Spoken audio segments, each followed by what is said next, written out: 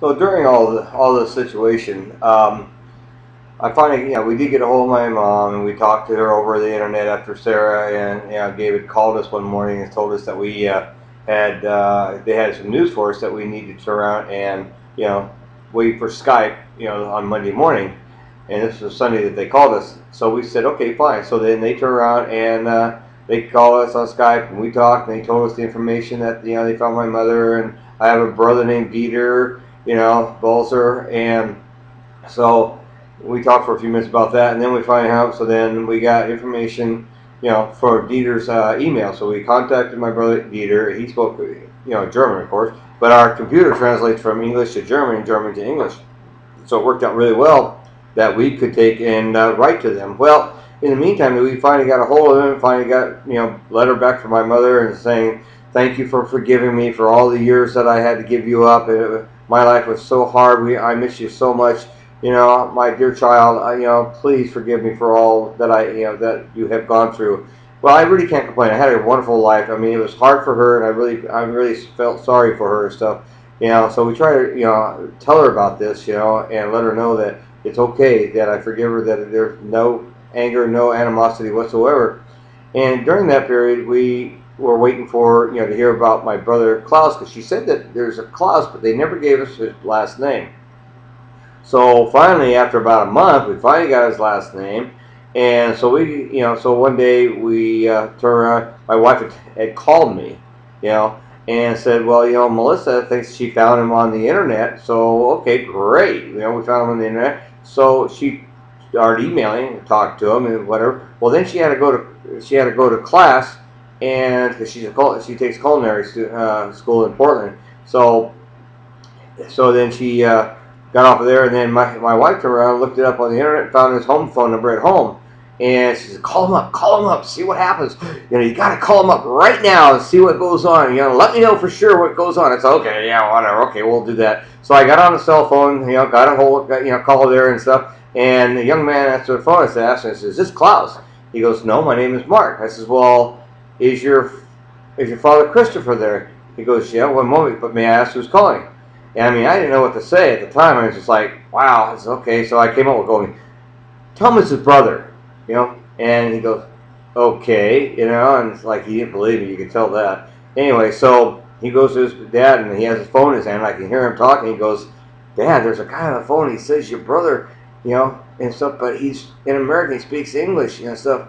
And of course, I hear Klaus in the background going, oh, it's a joke. Somebody's playing a joke on me and stuff like that, All right, I'll go along with it, So he gets on the phone and says, this Klaus? Goes, yeah. I said, well, this is your brother Peter Gunther Balzer from the United States. Your brother's Dieter. You got a mom named Ursula. Your dad's named Hans. He goes, oh my God, is this for real? I go, yeah, this is for real. I am your brother. And he goes, oh shit, I can't believe this. This is like incredible. I said, man, we talked. I got home and I called him at 5 o'clock on the phone, and we talked till 11:30 our time, which would have been, what, 3 hours later, 1:30, see, 11:30, 12:30, 1:30, yeah, somewhere there. Anyway, so and I got a picture of himself. I've got a video I'm going to try and put on this thing of my BNS over in Germany and stuff like that, and I'll get it on here so you guys can see my mother. I mean, you got to understand, after 60 years, this is a shocking situation, and so we end up going March.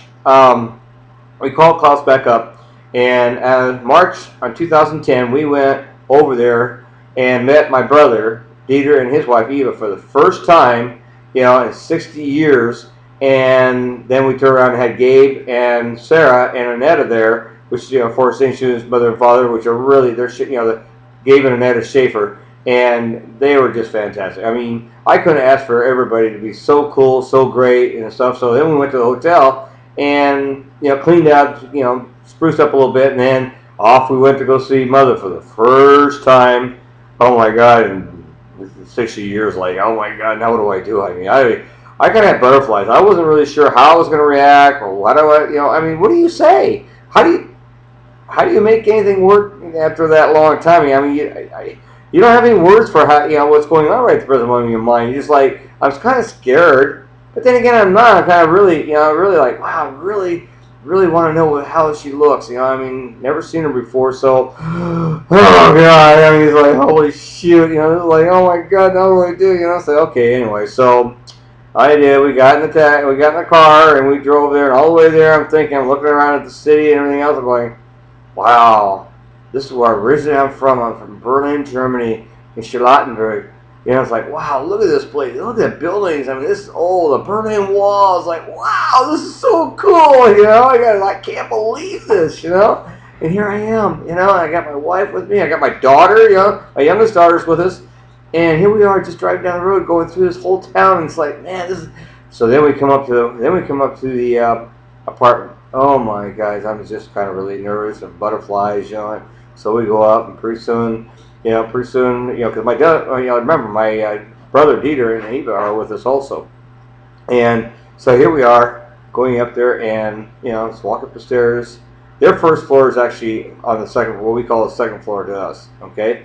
So anyway, so we'll go up there. I'm sorry about that.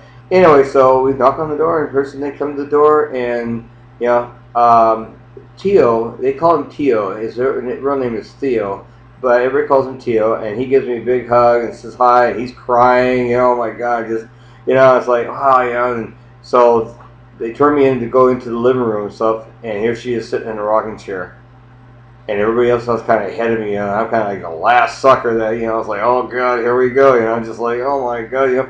But you know what? I gotta tell you, this is a feeling. Once I saw her, the feeling you can't explain. It's like I tell people. It's like, you know what? It's like having a kid.